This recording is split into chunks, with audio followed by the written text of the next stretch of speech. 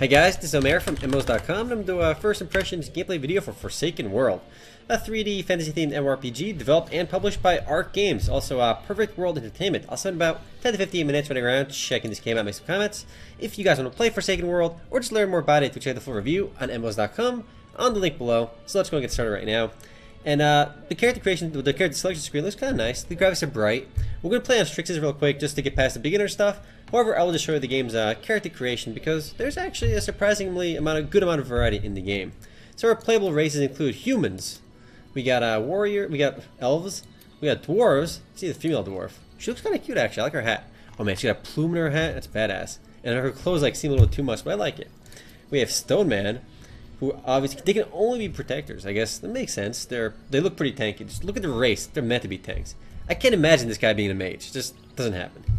We have Kindreds, who can play as a whole bunch of classes. I think there are a total of 9 classes. We have Assassin, Mage, Vampire. So the fact that this Vampire is a class is definitely kind of cool, and Reaper.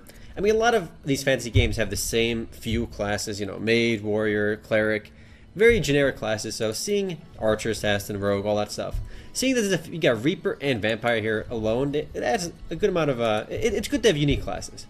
And you can see the animations in them too, like late game, what their attacks would look like. And you got demons over here too. They can only be demon tormentors, so they're kind of restricted in that. But there's an excellent amount of variety here. Let's look at the female dwarf again. She can only be a marksman though. I guess dwarves are made to shoot things. Oh yeah, we're basically a lolly. Like dwarf, they basically mean lolly. Do they have the boob slider, the ultimate icon, the ultimate customization thing? I guess not. This is cute. If I change this, I'm not cute anymore. Nope, now I'm youthful. We got pretty. I mean, they all seem pretty synonyms right now. Cute, and how is this one naughty? Like, there's literally, they couldn't think of a name for this face. And like, you know what? Naughty? Why not? This one looks mischievous. See if I'm right. Refreshing? Come on. This one, can we guess this one? Plain? Nope, that's cute too. We had 2 cutes. So, not as much customization as Perfect World, but still, you know, a decent amount. You got some options over here. These are, let's see, skin. Yeah, nowhere near as much as Perfect World. They came out a ton. So a few hairstyles too. The actual hairstyles, the actual character models still look really good. And you can change your hair color to whatever you want. But there really aren't that many options here. But the fact that you can change your skin color too is definitely a plus.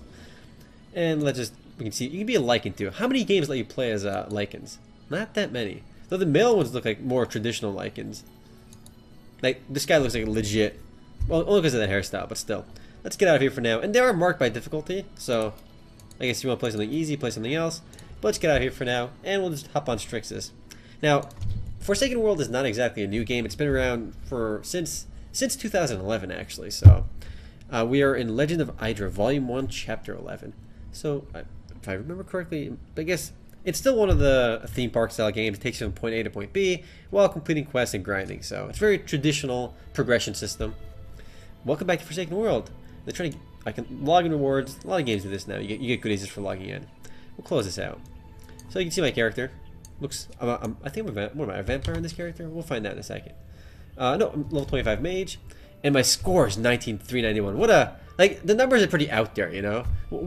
Like, I guess that's just the fact is all your gear and your stuff. So 19,391 obviously, but my gear score is something else. So you can see my gear right now. It doesn't take long to level up in the game, and it's actually super easy. So where am I going for this quest? Complete the quest, Survivor's Camp. And I think this is one of the first few games that made everything super automated. Like, you used to have to, like, explore the game world and find things on your own. I know, like, a lot of the earlier MMORPGs had that as, like, an experience. A lot of newer games kind of just let you just autopilot the game. So you can see my primary skills over here. I'm going to go ahead and level up Fireball. Why not?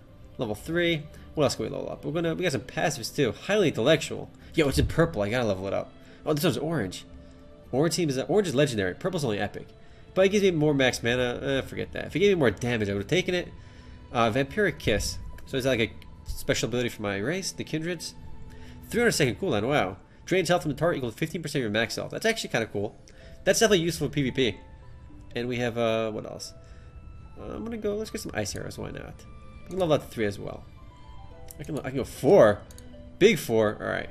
Art of Magic. This seems like a passive that will increase my stats. Yep. It gives a buff. So I got it over there. No, I'm good. I can't really level anything else up for now. Close it out. Grab this quest.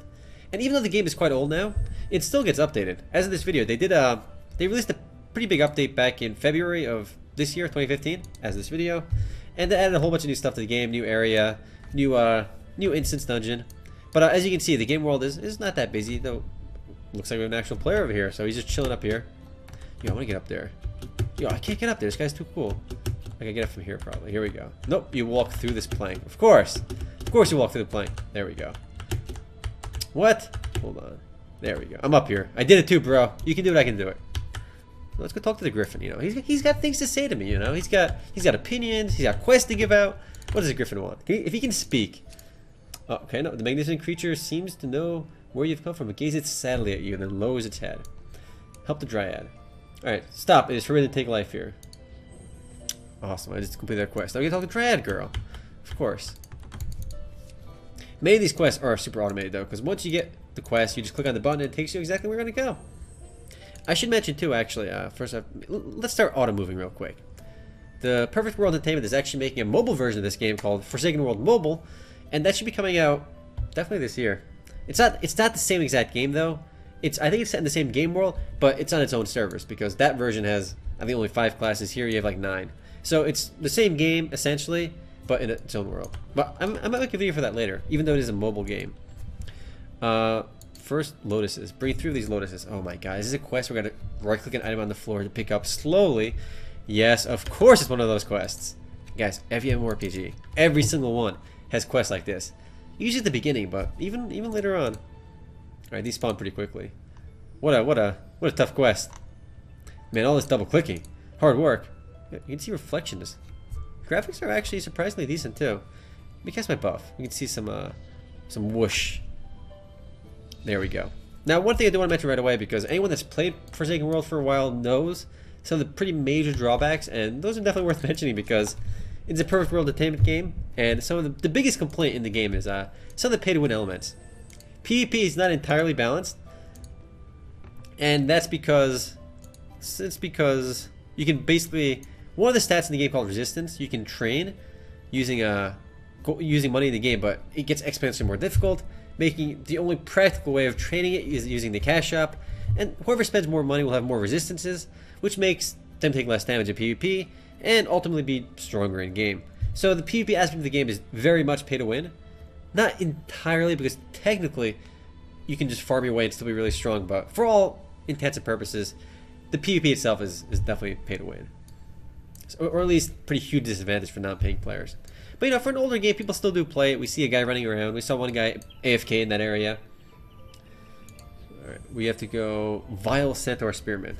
You know, if they were a regular Centaur Spearmen, we wouldn't be killing them, but they're vile. Kinetic Fox. I like the character models though. They look actually, you know, surprisingly good. Okay, we stopped. We are at a destination point. If these Night Warriors were actually the Centaurs, I would have ulted for this game. Because they're not Centaurs. These guys are Centaurs. Siege the Physics? Totally physics. Alright, I have to kill these. Yo, what am I doing in this newbie area? Dude, what am I doing here? These are all low-level quests. How did I get over here? I forgot when I stopped playing this game, like, recently on this account. But, yeah, we're definitely in the newbie area right now. Because, this is a lowbie level quest. Yeah, this is not even worth doing. These are level 3s. We're gonna explore on our own. You know what? We can do this to go back to town. I'm not sure, man. You know, we can take this guy. He's lowbie too, but whatever. We're gonna two-shot this guy with an auto attack. Barely even casting. Got him. Easy. So let's see where it takes me to my town portal.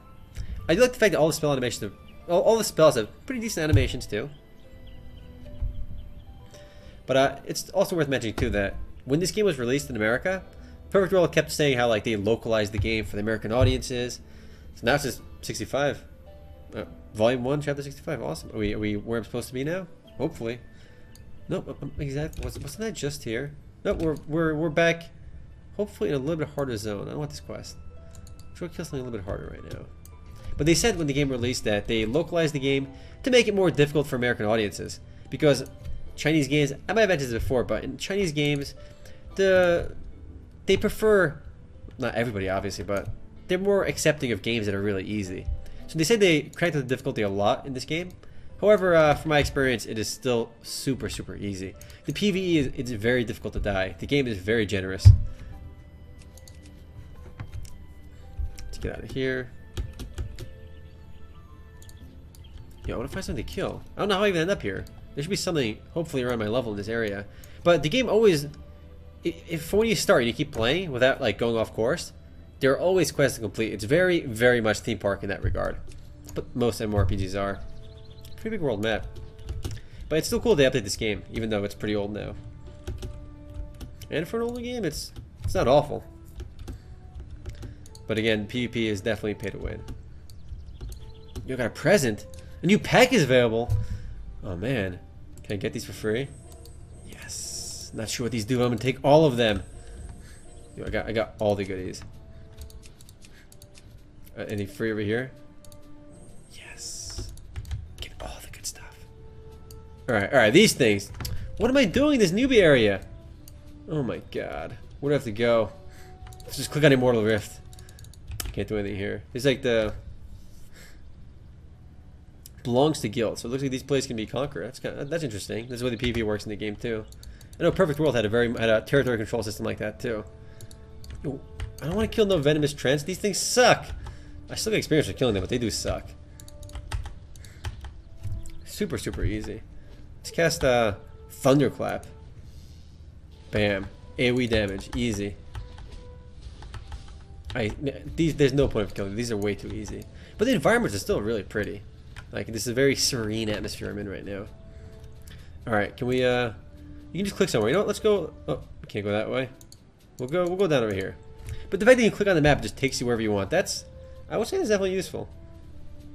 So where am I on this map? Am I, like, I see 2 dots. Which one am I? I am the land of origination. NPC. There we go. This is good. The highest level monsters are only level 18, so it tells you exactly where they are too. This is super useful, actually. Let me see. I gotta go somewhere else because this whole area is too easy. How do we get out of here? I think if I go to Survivor's Camp, it'll take me somewhere else. Yeah, I was actually in that area, but now I use my town portal scroll. It took me elsewhere. Can we use it again? We'll use it again. Cooldown 30 minutes? Definitely not. It was JK because I'm pretty sure it's been less than 30 minutes. I've used it last time. It's going to take us back over here, I believe.